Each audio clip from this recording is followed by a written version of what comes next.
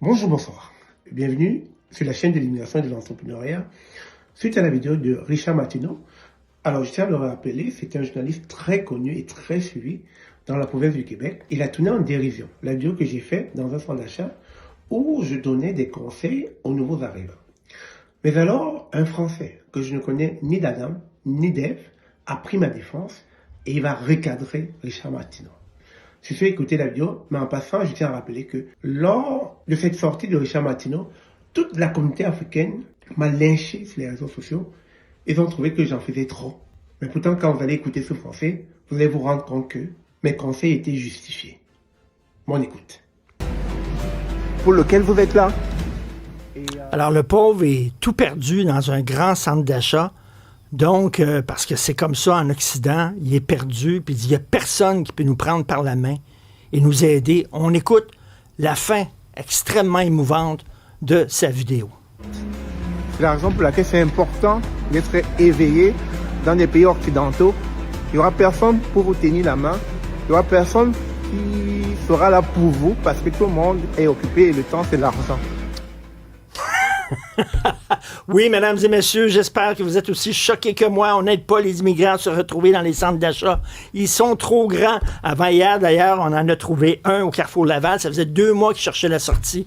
Bien sûr, je rigole. Je trouve ça assez savoureux. Comme ils donnent bien sûr des conseils aux gens qui ne sont pas habitués avec des grandes surfaces comme ça, qui viennent de petits pays, puis peut-être qu'ils n'ont pas de gros centres d'achat.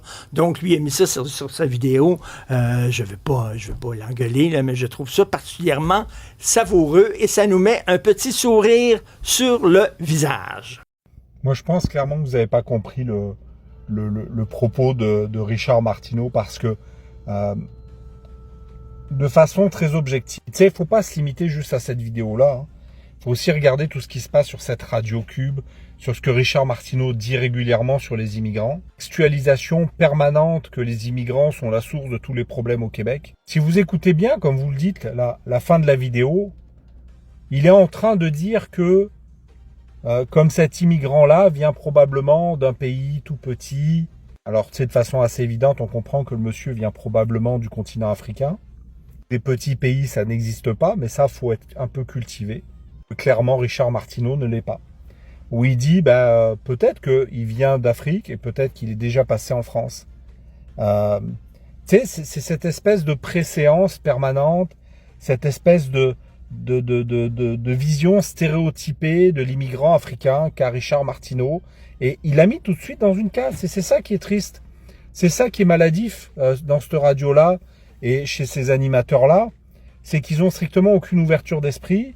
Et que quoi que dit cet immigrant, parce que oui, sa vidéo, elle est intéressante, elle est intelligente, et oui, il prévient les futurs arrivants que l'immigration, c'est pas nécessairement facile. Ça, on s'entend que c'est tout fait sur le ton d'une certaine condescendance, que c'est fait sur le ton du genre, il a raison, on va pas vous prendre par la main, alors que l'intégration dans un pays, lorsqu'il y a des fortes différences culturelles, lorsqu'il y a des fortes différences sociales, économiques, etc., c'est le devoir du gouvernement de proposer une aide à l'intégration.